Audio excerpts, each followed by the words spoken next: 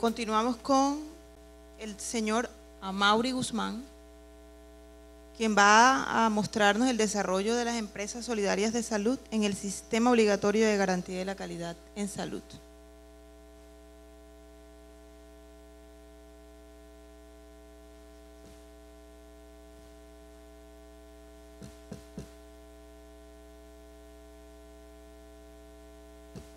Resulta que a Mauri lo va a complementar o lo va a retroalimentar el doctor Álvaro Muñoz.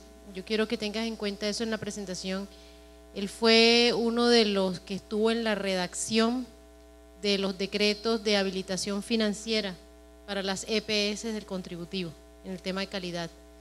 Entonces aquí vamos a tener como de primera mano, no el que está redactando el decreto ahora, no, pero sí es muy probable que nos exijan lo mismo que él implementó, que él redactó y que él luego, mediante una figura que tiene, asesoró en las empresas del contributivo. Entonces, bien importante que lo que Amaury exprese sea complementado por Álvaro, porque vamos a tener una de las preocupaciones de la mañana, pero resuelta de manera muy técnicamente.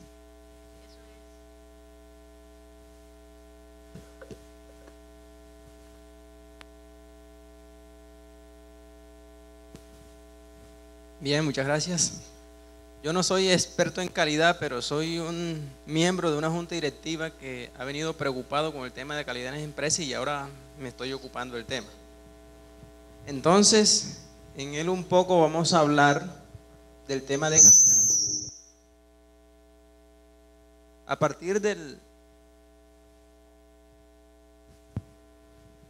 A partir de una contextualización que voy a hacer rápidamente porque la presentación básicamente la vamos a desarrollar a partir de todo el sistema de información para la calidad que tiene que ver con los indicadores de calidad desde el año 2005, 2006 a 2010. Entonces, rápidamente vemos que todo el sistema de calidad empieza por lo que aquí he considerado estos tres aspectos que tienen que ver con los componentes que a la vez son el sistema único de habilitación, la auditoría, el sistema de información para la calidad y la acreditación. Aquí en el tema de habilitación es donde están las condiciones de operación y permanencia, donde evalúan las condiciones técnico-administrativas, incluida la financiera, donde se establecen los requisitos para que las EPS puedan entrar a operar como aseguradores y puedan, cumpliendo los estándares de habilitación, permanecer dentro del sistema. Los atributos de la calidad están establecidos por lo que se conoce comúnmente como PACOS, el tema de la pertinencia, la accesibilidad, la continuidad, la oportunidad y la seguridad. Los principios tienen que ver con todo el sistema, tiene que ver con el tema de publicidad, en algunos aspectos que tiene que ver con el tema de la confidencialidad cuando se trata de cosas de acreditación que tiene que tener el ente acreditador. Dentro del resultado vamos a, como decía, y lo que nos proponemos, que es el desafío que consideramos que deben tener las empresas solidarias de salud, que tiene que ver con el tema de que nosotros debemos avanzar a estándares mucho más exigentes, que a pesar de que son voluntarios, nosotros tenemos el compromiso y desde la dirección estratégica de las organizaciones tenemos que tener un compromiso para avanzar mucho más, porque nos interesa que los servicios no solamente hoy se trate de conformarnos con que las personas accedan a unos servicios de salud, sino que los reciban con calidad. Bien, paso a ese tema.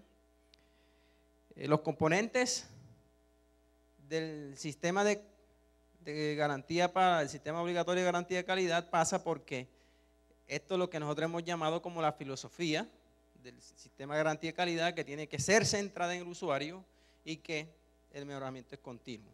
Esto ya lo hemos discutido y se sabe que solamente cada vez hay que mejorar y mejorar los estándares de habilitación, tanto que los estándares de acreditación implican que si usted está en un estado en un momento, la siguiente vez debe estar un poquito más de ese estado buscando la mejoría. El tema vamos a ver enseguida, el sistema de habilitación tiene que ver con el conjunto de normas y requisitos y procedimientos mediante las cuales se establece, se verifica, se registra, se controla las condiciones básicas de capacidad tecnológica y científica, de suficiencia patrimonial y financiera, que aquí está todo el tema que hoy se ha vuelto más preocupante, y la capacidad técnico-administrativa de las empresas, que están orientados a darle seguridad a los usuarios frente a los potenciales riesgos asociados a la prestación de los servicios de salud. Ninguno de nosotros contradice ni se opone a que el Estado y todos los actores del sistema de salud en Colombia tienen que estar comprometidos porque los usuarios reciban un servicio con calidad, tengan seguridad frente a los riesgos que representan los problemas de salud. El tema de auditoría para la calidad, ahí está equivocado. Aquí básicamente es hacer seguimiento, evaluación y mejoramiento a los procedimientos que determinan la atención en salud de las personas y que se tomen las decisiones tendientes a corregir las desviaciones entre la calidad observada y la calidad esperada. Y para eso se ha diseñado el tema del PAMED, que las organizaciones han venido trabajando. Son cosas que desde el año 96, vamos a ver más adelante, creo si no me equivoco ahora, pasando en la historia, las organizaciones han venido trabajando. El tema de información para la calidad tiene que ver, como lo decía hace rato, es con el tema de los indicadores, que vamos a presentar aquellos indicadores que se han definido para monitorear el sistema obligatorio de garantía de calidad. Ahí lo voy a presentar, ahí donde vamos a avanzar en el tema. Y el sistema de acreditación, que es voluntario, como lo decía, contempla unos estándares mucho más exigentes. Bien, este es. El sistema de gestión de la calidad en Colombia, aquí nosotros traemos a colación que se inicia con el decreto 2174 del 96, luego es derogado por el 2309 del 2002 y actualmente nos rige el decreto 1011 del 2006 que está vigente y aquí está diseñado todo eso. A partir de todo esto, las empresas empiezan un proceso de aprendizaje, de entender qué es lo que se quiere y empezamos a orientar todos los esfuerzos de la organización en los sistemas de gestión de la calidad de la empresa, que tiene que ver con este tema que es la planeación, el ser, verificar y actuar, que es el ciclo que hemos generalmente las empresas solidarias de salud con el cual trabajan todo el mejoramiento y el tema de calidad de las empresas. Entonces empieza porque desde los planes de desarrollo institucionales se ha establecido en la empresa cómo se debe abordar todo el tema de manera estratégica y muchas de estas empresas fueron más exigentes, que empezaron a poner plazos para que los gerentes y todo el equipo técnico debería tener acreditado ya el sistema obligatorio de garantía de calidad, que no lo hemos logrado, pero se trabaja en eso. Aquí está todo lo que se compara, los resultados, investigar las causas que originaron las diferencias entre la calidad observada y la planeada y deben implementarse las acciones que deben corregir esas desviaciones. El tema de la organización o toda la estructura de las empresas obedecen a que deben estar orientados a todo el tema de calidad, donde todo el personal directivo está comprometido con ese sistema de calidad, porque crear una cultura de calidad no es sencillo, entonces eso ni se hace en corto tiempo y eso implica un trabajo permanente y constante. Y a partir de donde se gestiona los niveles del sistema, es el nivel estratégico, el nivel táctico y el nivel operativo. Voy a pasar un poco más rápido ahí para detenerme en las dificultades que se han detectado en la implementación de los sistemas de gestión de calidad en la empresa. Hay unas dificultades que se han detectado que tienen que ver con los procesos y unas con los individuos. Estas que vamos a ver aquí tienen que ver con dificultades que tienen que ver con los procesos. La voy a leer, dice: la magnitud y esfuerzo para desarrollar un proceso de socialización y despliegue en todas las sedes departamentales y municipales. Estas empresas, como se ha dicho ya aquí, generalmente están ubicadas en municipios donde la accesibilidad, la conectividad implican para poder llevar la información, para tener conectada la empresa, para poder autorizar el servicio, para poder sistematizar toda esa información, para obtener la información para que nos permita medirnos, implica toda una complejidad para poder llevar. Aquí lo tenemos incluso desde socializar lo que queremos hacer, tiene una alta dificultad para lograrlo. El tema de alinear la estrategia con la estructura, un cambio de paradigma, el liderazgo por parte de los responsables del proceso, interacciones entre procesos, trabajo en equipo. Aquí encontramos dificultades que lograr todo el tema de calidad requiere que se haga un trabajo en equipo, y ahí se encuentran las dificultades que cada uno quiere trabajar por lo que le es más. Cómo registrar la evidencia y la gestión realizada, el seguimiento y la retroalimentación y los autocontroles por procesos. El cierre en los ciclos de mejora. Ahí hemos detectado, ya decía que el ciclo del PHBA, planeamos, hacemos, pero nos quedamos entonces en cómo verificamos y cómo volvemos a ajustar, y ahí encontramos todo ese cierre de ese ciclo, tenemos dificultades para lograrlo. El enfoque, si es por área y no por proceso, o si es por proceso y no por área.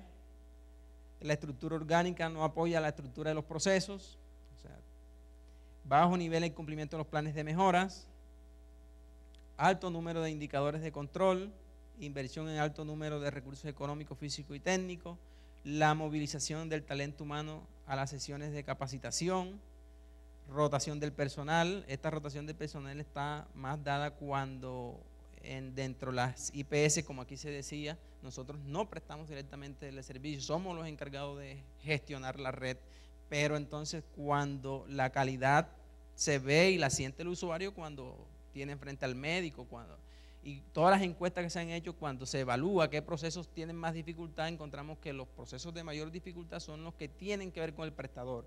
Entonces esta rotación que se da mucho en el sector público afecta o genera unas dificultades para que se avance en el sistema de calidad. Y los diferentes cambios normativos que encarecen la inversión que la entidad hace en materia de calidad. Ya miramos que del 96 al 2011 ahí teníamos un decreto, segundo decreto y otra ese decreto.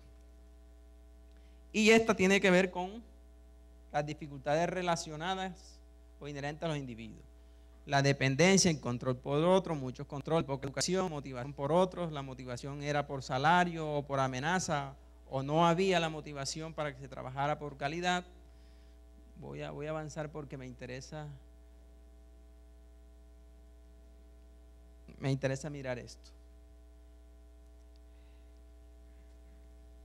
Este tema son los indicadores que se pueden consultar en el ministerio, en la fuente, en el Observatorio para la Calidad. Ahí lo encuentra, de ahí se extrajeron esos datos. Desde 2006 a 2010 nos hemos puesto entonces ya como a analizar la información y a mirar el tema, cómo vamos indicadores en indicadores.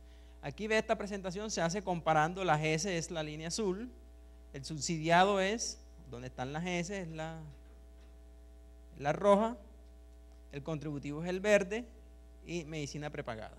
Con esos son los referentes y con ellos nos estamos comparando en el tema de la medición. Aquí lo que dice es la oportunidad de la asignación de cita médica en la consulta médica general. Este indicador tiene como un factor que es días. Aquí lo que dice que en 2006, vamos a mirar la roja, subsidiado, la azul, las S, cómo las S contribuyen a que se comporte el régimen subsidiado.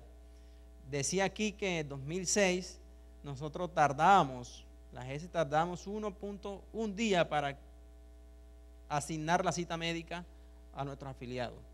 En el 2007 hay un disparo, hay una de 3.4, luego vuelve 1.1, aquí hay se mantiene, pero hay una tendencia a volver a crecer en el 2010. hay que revisar el tema de información porque todas las diapositivas que vamos a ver van a ver que aquí en el 2007 hubo siempre un pico. Entonces hay que mirar. Entonces, ahí eso es lo que dice. 3.8 del contributivo, el contributivo es todo esto y nosotros tenemos mejor oportunidad. Repito que esa es fuente del observatorio. No obstante, me dicen 5 minutos, voy a presentar unas cuatro. No obstante, lo que hay que mirar aquí es, y ese es uno de los retos, me adelanto, entonces mirar si la información que nos permite obtener estos datos es, porque cuando nosotros hacemos este análisis, uno dirá, no, todo va bien. Una persona que le tarden aquí 1 o 2 para conseguir una consulta médica para que se la asignen, está bien, pero uno se da cuenta que no es así. 4 días, 5 días, 6 días, y entonces uno mira que una percepción en los usuarios de que las cosas andan mal, pero los indicadores no están diciendo esto. Esta es la de acceso, la oportunidad en la asignación a cita, a consulta médica especializada. Mírenlo, dice que nos tardamos 5.8 días para que un usuario en el 2006 accediera a una consulta médica especializada. Y si le preguntara a un afiliado, entonces uno lo oyen por la televisión diciendo que tienen 3 meses que no han podido acceder al especialista. Y miramos la tendencia, 6.4 2007, 6.9 2008, 8.7 2009 y 6.9. Vuelve, mira que el subsidiado es mejor que el contributivo. Este es el número de tutela. Esto se mide por cuántas tutelas ponen los afiliados para acceder al servicio post o no post, o sea, servicios post o no post. Es el número de tutelas que los afiliados se ganan.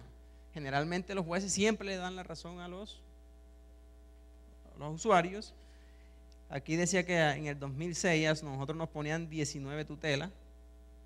Esto no está medido por tasa ni por porcentaje, sino es el número de tutelas que pusieron. Dice que 19 tutelas, 63 tutelas,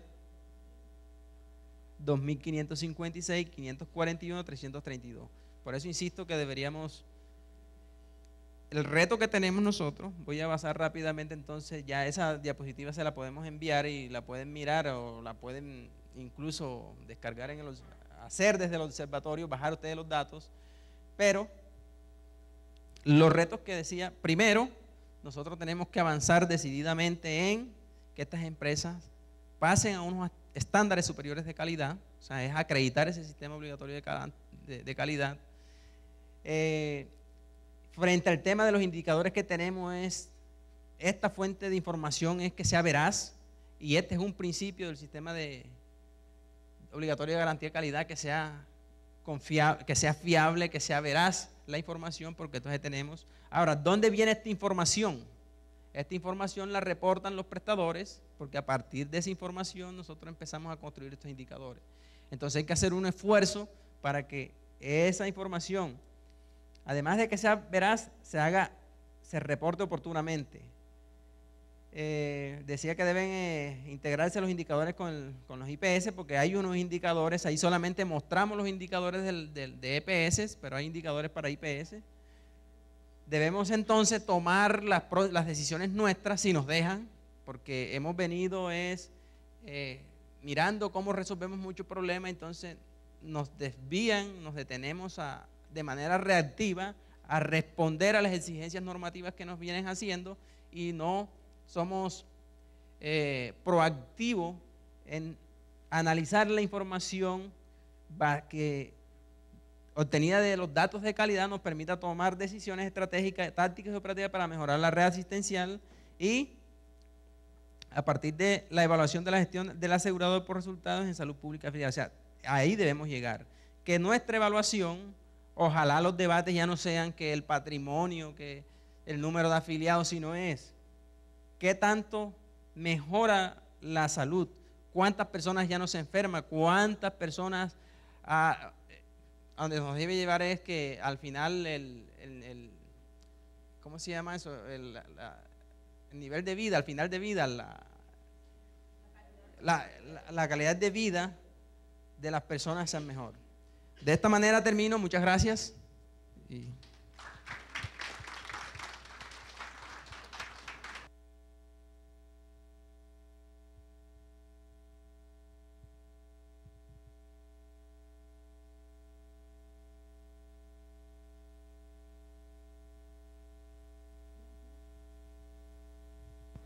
Gracias a Mauri por la presentación.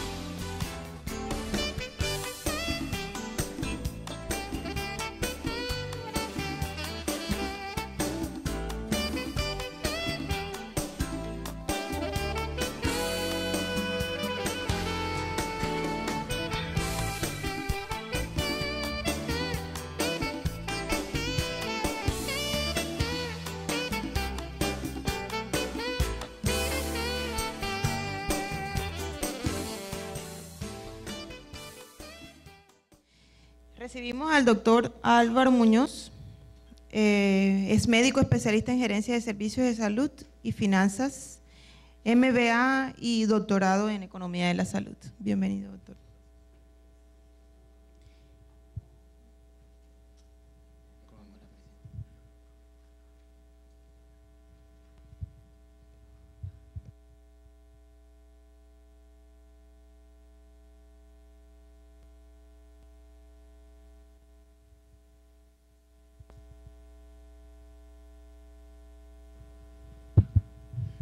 Bueno, muy buenas tardes ya.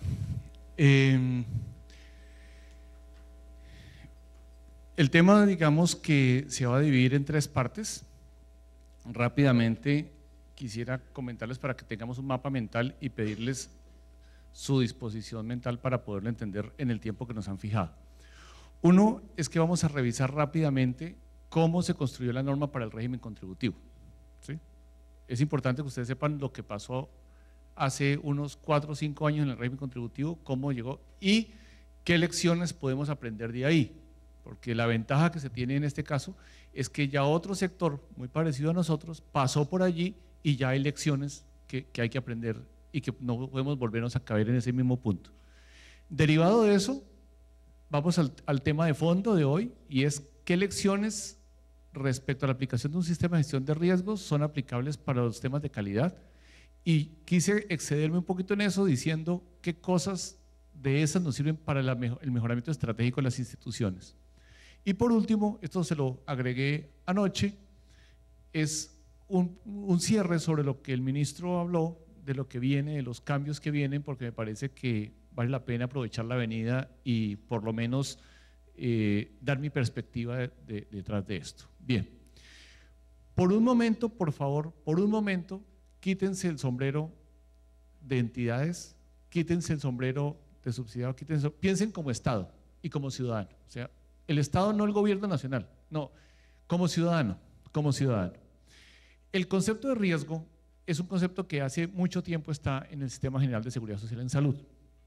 Está desde los trabajos de Hosman que dieron lugar a la construcción del Ministerio de la Protección Social, vienen también desde la creación del Sistema Social de Riesgo. Ustedes han visto que ahora en la parte de las inundaciones y eso hablan de un director de gestión de riesgo del Estado, es decir, eso está presente desde hace mucho tiempo.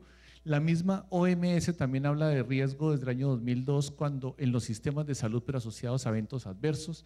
Desde los mismos trabajos de la LONDE en años 50 y 60 se habla de riesgo en salud, pero es que aquí no estamos hablando de ese tipo de riesgo, aquí estamos hablando de un riesgo asociado al aseguramiento, ¿sí? Que es diferente. O sea, el concepto de riesgo no entra con el SAR ni con los sistemas de gestión de riesgo y que porque ahora se ve una habilitación, una cosa nueva, no.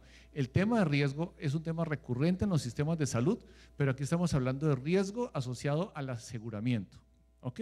Eso es importante. Bien, ¿En qué contexto se habla de riesgo en aseguramiento en salud en el régimen en el Sistema General de Seguridad Social en Salud? Se habla en el marco del Sistema Obligatorio de Garantía de Calidad. Desde el año 74, desde el año 96 con el 2174 se hablaba de una concepción de un riesgo asociado a las reducciones al mejoramiento de las condiciones de estructura. Ustedes saben que ese decreto se revaluó porque partía de un supuesto que no es cierto, y es que si yo garantizo las condiciones de estructura, por lo tanto la calidad será un resultado, y eso no es cierto. Todos sabemos que yo tengo la estructura, pero que de ahí haya un resultado, eso no se da. Entonces eso cambió y se introdujo por primera vez el concepto de abordaje de riesgo con perspectiva de sistemas en el 2309, que después habló del 1011. El 2309 hablaba mucho acerca de la política de prestación de servicios con énfasis asistencial, y ya el 1011 ya desarrolló el componente más de aseguramiento. Entonces es ahí cuando estamos llegando ya a que cómo se entiende el riesgo en el aseguramiento. Bien, hay una división artificial que nunca debió suceder. Yo la verdad es que creo que fue con el 1803 que se empezó a hablar de las ARS. Las ARS realmente nunca existieron.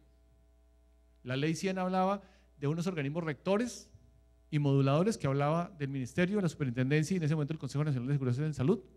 Hablaba de unas entidades articuladoras que decía que eran las entidades encargadas de hacer la representación del usuario y los prestadores. Y las entidades articuladoras eran las EPS. Nunca nadie habló de ARS. Inclusive cuando se hablaba del decreto 1485, que después solamente entre comillas se empezó a aplicar para efectos del régimen contributivo, se hablaba de las funciones básicas de la afiliación, del aseguramiento, que era promover la afiliación, administrar el riesgo en salud, movilizar los recursos y organizar y garantizar la prestación de los servicios. El cambio a que se llamaran ARS del régimen subsidiado fue algo que para mi gusto fue muy malo para quienes trabajan en el régimen subsidiado. ¿Por qué? Porque es que cuando ya uno le dice incluso un administrador, es como si uno fuera un empleado de alguien, ¿sí?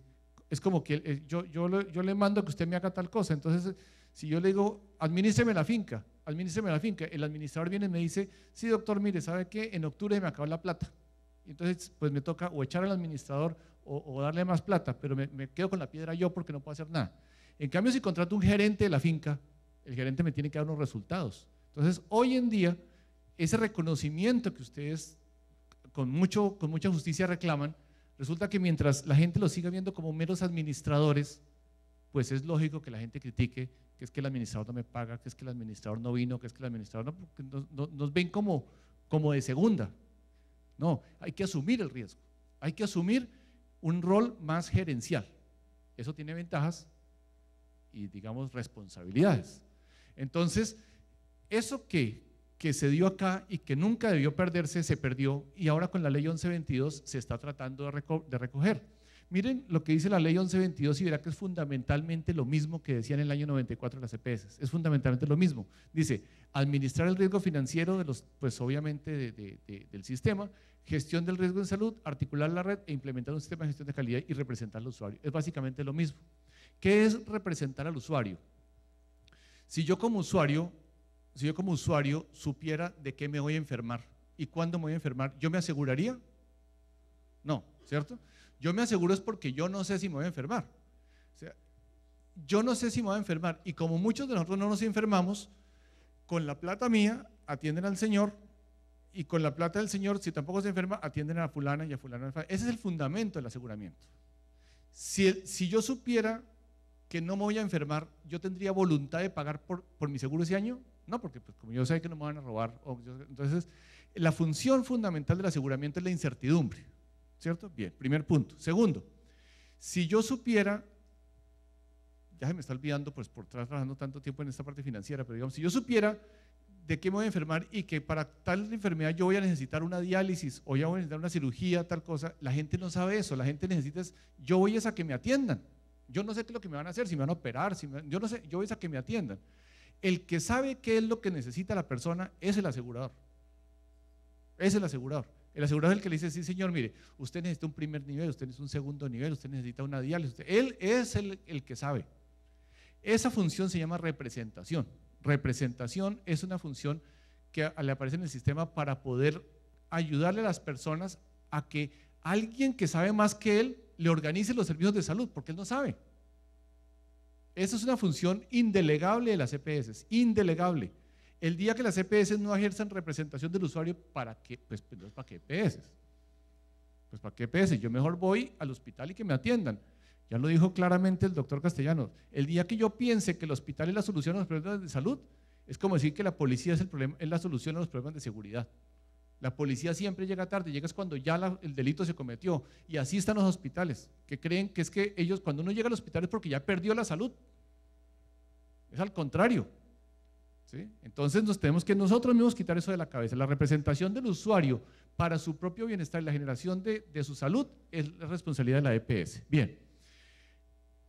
¿Y para qué les pedía yo el favor de que se quitaran de la cabeza un poquito el sombrero en este momento de empresarios?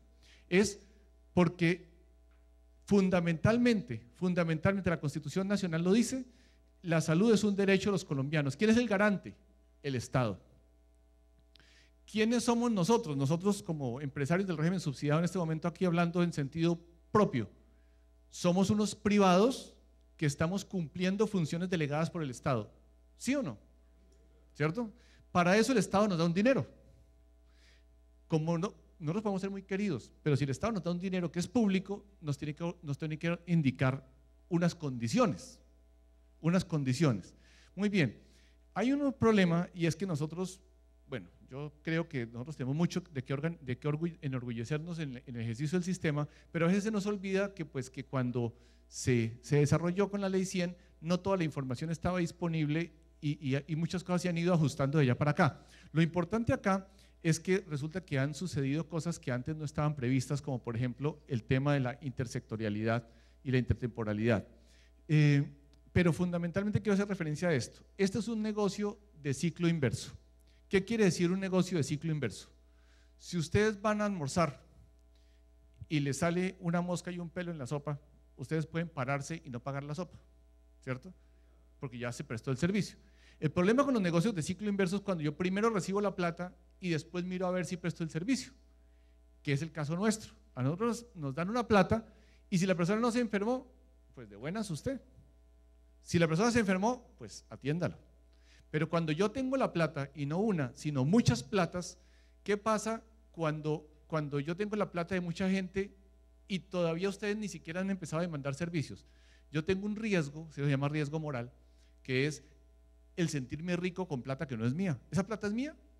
No, esa plata no es mía, esa plata ante todo es pública, que me la han dado para por si acaso ustedes se enferman.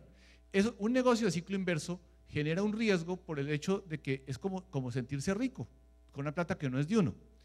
Y si además de eso yo presto el servicio y al hospital me pasa la fuente de cobro o la factura dentro de 90 días y yo le pago otros 90, no, pues ya me he bebido 3 veces esa plata. Ese es el riesgo que hay asociado al aseguramiento con los negocios de ciclo inverso y mucho más cuando son recursos públicos. Ese es un riesgo fundamental. El problema de agencia es el problema de representación. ¿Cuál es el riesgo del problema de agencia? Qué pena, pues tengo que entrar en estas definiciones porque son muy importantes para que ustedes entiendan el fundamento. Cuando una persona es llamada por la justicia y él no sabe si cometió un delito o no, contrata a un abogado, ¿cierto? Es posible, contésteme sí o no, si una persona que no ha cometido ningún delito, él sabe que no lo cometió, pero de pronto al ir a declarar, él se puede inculpar sin querer. ¿Eso puede pasar? ¿Cierto? Porque de pronto dice, no, yo iba y la persona se me atravesó, yo lo atropellé. Sí, pero él iba por la vía que era, a la velocidad que era y todo. Uno no debería decir yo lo atropellé, no, la persona se cruzó y nos chocamos, pero no, si uno dice yo lo atropellé, ya está